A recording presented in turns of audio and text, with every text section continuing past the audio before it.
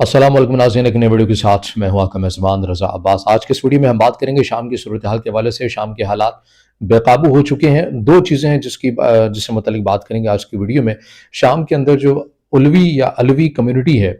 या जिसे अंग्रेज़ी में अलविस्ट भी कहते हैं, ये कौन है और इनका शाम के अंदर क्या असर रसूख है, और साबका जो टेन्योर रहा बशारुल असद का, उसके अंदर इस कम्युनिटी का क्या किरदार रहा, और क्या वाकई शाम के हालात जो कि एक बार फिर से खाना जंगी का शिकार हो चुके हैं, क्या वहाँ पर अफवाज पाकिस्तान को बुला लिया गया है। तो ये दो चीज़ें हैं जिनकी बर्बाद करनी है। तो सबसे पहले बरतानिया में कायम एक शामी ऑब्जर्वेटरी बराए इंसानी हकूक़, ये एक तंजीम है। इसने शाम के हालात से मुतल्लिक जो अदाद व शुमार के साथ जो खाना जंगी वहाँ पर हो रही है, कितनी हद तक जो है अमवात हुई हैं, उस हवाले से बात करते हैं। फिर ये बात करते हैं कि अलवी कम्युनिटी है कौन है। तो ये जो तंजीम है बरतानिया में कायम है, इनके मुताबिक हलाक शुदगान में 745 आम शहरी हैं, और जिनमें से ज़्यादातर को करीब से गोलियां मार कर कत्ल किया गया है। अलावा 125 सरकारी सिक्योरिटी एहलकार और बशारुल असद से वाबस्ता मुसल्लह ग्रोहों के 148 जंगजू भी मारे गए हैं। लड़ाई के बायस लताकिया के बड़े हिस्से में बिजली और पीने के पानी की फराहमी मअतल हो गई है। लताकिया, हमने इससे जो पहले वाली वीडियो बनाई है इस एरिया कॉन्फ्लिक्ट के नाम से, उसमें आप जाकर देख सकते हैं इन एरियाज़ की हमने बैकग्राउंड बताया है, यहाँ पर कौन सी कम्युनिटी आबाद है। आगे ये लिखती है तंजीम के शामी ऑब्जर्वेटरी बराए इंसानी हकूक़ की रिपोर्ट के मुताबिक शामी सिक्योरिटी फोर्सेस ने लताकिया सूबे में कम अज़ कम 162 अलवी बशिंदों को मैदान में सरेआम फांसी दी है। लताकिया, जो बशारुल असद का मजबूत गढ़ समझा जाता था, अलवी बरादरी का मरकज भी रहा है। शामी वजारत दाखिला ने शहरी इलाके में होने वाली चंद इंफरादी खिलाफवर्जियों का एतराफ़ करते हुए कार्रवाई का वादा भी किया है। यानी जो अलजुलानी रजीम है या अहमद अल-शरा जो कि बुरी सदर हैं शाम के,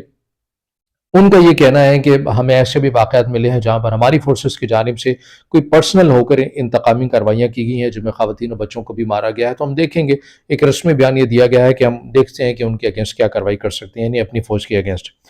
अच्छा, मजीद क्या है इस रिपोर्ट के मुताबिक, वो ये है कि ये झड़पें 6 मार्च को शुरू हुई और शाम की नई हुकूमत के लिए बड़ा चैलेंज बन चुकी हैं। 3 माह कबल असद को इक़्तिदार से बेदखल करने के बाद नई हुकूमत ने इक़्तिदार संभाला था। हुकूमत का कहना है कि यह हलाकत असद के बाकी मानदा हामियों के हमले के रद्दमल में हुई हैं और इन वाक़यात को अलग थलग वाक़यात करार दिया जा रहा है।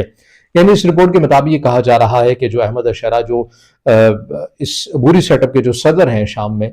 अब बशारुल असद के जाने के बाद, वो ये कह रहे हैं कि ऐसा नहीं है कि ये कोई रियासत की सतह के ऊपर एक सोचा समझा कोई हमने इक़दाम किया है, बल्कि वो ये कह रहे हैं कि अलवी कम्युनिटी के अगेंस्ट मकामी लोगों का गम और गुस्सा भी आप कह सकते हैं, और वहाँ के इलाकों में कंट्रोल हासिल करने के लिए हमने ये किया, जिसकी बिना के ऊपर हमें रद्दमल का सामना करना पड़ा, तो हमने ये किया। इसको मजीद आगे खुलकर बात करते हैं, तब आपको ये मामला समझ आएगा अलवी कौन है। ये अगर आप समझ लेंगे तो मामला जो है वो काफ़ी हद तक समझ आ जाएगा कि शाम की सूरत हाल जो मौजूदा जो ख़राब हुई है उसकी वजह क्या है। अलवी शाम की एक मजहबी अक़लियत है जो मुल्क की तकरीबन 12% आबादी पर मुश्तमिल है। ये आप इसे कह लें कि शिया कम्युनिटी से जुड़े हुए हैं और इनके अपने मुनफरिद अकायद और रसूमात हैं। अच्छा, यहाँ पर मैं ये बताता चलूँ मजहबी सेक्टेरियन के हवाले से, क्योंकि बात एक बड़ी अहम और हसास होती है, इसलिए हम ज़्यादा गुफ्तगू नहीं करते, लेकिन एक चीज़ जो है वो मैं यहाँ पर क्लियर कर देता हूँ कि ये जो अलवी कम्युनिटी को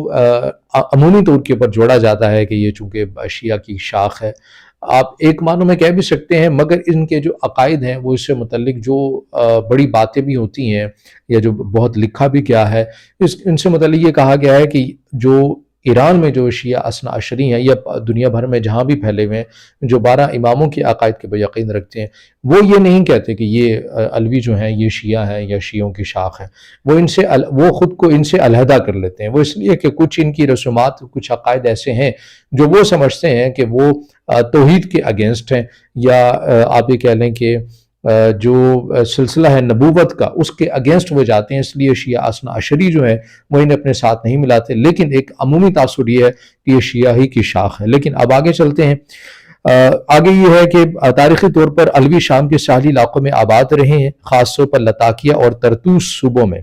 बशारुल असद का ख़ानदान, जिसने दिसंबर 2024 तक शाम पर 5 दहाइयों तक हुकूमत की, इसी फ़िरक़े से ताल्लुक़ रखता है। ये भी गलत है। ये जो मालूमात चूँकि मैं पढ़ रहा हूँ एक वेबसाइट के अंदर, इसके अंदर जो मज़ीद जो चीज़ें गलत हैं वो मैं आपके सामने रखता हुआ जाऊँगा। जो बशारुल असद थे उनका ताल्लुक़ एक सुन्नी घराने से था। हाँ, आप ये कह सकते हैं ये जो अलवी थे इनको वो काफ़ी सपोर्ट किया करते थे। अब वो क्यों सपोर्ट किया करते थे, आप इसके अंदर بہت ساری اور تاریخی عوامل ہیں، ان میں جائے بغیر کیونکہ ویڈیو کو ہم نے مختصر رکھنا ہوتا ہے، لیکن آپ یہ بات طے شدہ ہے کہ بشار الاسد جو ہے وہ علوی سیکٹ سے نہیں تھے، وہ ایک سنی گھرانے سے تعلق رکھتے تھے۔ البتہ وہ علویوں کو بہت پروٹوکول دیا کرتے تھے، انہیں اہم وزارتوں میں بٹھایا کرتے تھے، عسکری قیادت کے اندر انہیں اہم اہمیت حاصل ہوتی تھی، یعنی بہت انہیں پروٹوکول دیا کرتے تھے، لیکن بشار الاسد کا تعلق خود اس فرقے سے نہیں تھا۔ اچھا، اب آگے چلتے ہیں کہ اسد کے دور میں علوی برادری کے افراد کو فوج حکومت میں نمایاں مقام حاصل ہے۔ وہ بات ہے جو میں نے آپ کے سامنے رکھ دی ہے۔ بشار الاسد کے اقتدار سے ہٹنے کے بعد نئے حکومتی حامی جو مسلح گروہ نے علوی برادری کے خلاف مبینہ طور پر انتقامی کارروائیاں شروع کر دی ہیں، جس سے شام میں فرقہ وارانہ تقسیم مزید گہری ہو رہی ہے۔ یہ صورتحال حیات تحریر الشام کے لیے بھی ایک چیلنج بن چکی ہے، جو اسد کے اقتدار کے خاتمے کے بعد اہم کردار ادا کر چکی ہے۔ اچھا، اب اس کے اندر چونکہ ہے نہیں تو میں اس کو اینڈنگ کی طرف میں آتا ہوں، یہ چیز بات کرتے ہوئے کہ جو نیا سیٹ اپ ہے شام کے اندر، احمد الشرع جو عبوری صدر ہیں شام کے، ان کے والے سے کہا جا رہا ہے، وہ خود بھی یہ کہہ رہے ہیں کہ یہ ان کی حکومت کے لیے بڑا چیلنج بن گیا ہے، اور اس چیلنج کو ڈیل کرنے کے لیے وہ خود تو ایڈریس نہیں کر سکتے، تو جارڈن میں ایک بہت بڑی میٹنگ کا انعقاد بھی ہو رہا ہے، غالباً جب میں یہ ویڈیو پبلش ہوگی تو ہو بھی چکا ہوگا، جس میں عراق کے وزیر خارجہ ہیں، جس میں شام کے خود یہ صدر وہاں پر موجود ہیں، ترکی کی قیادت موجود ہے، جارڈن کی اپنی ہے، مصر کی ہے، اور یہ تمام کے تمام یہ بہت بڑا جو ہے وہ آپ اسے کہہ لیں کہ ایک سمٹ ہے،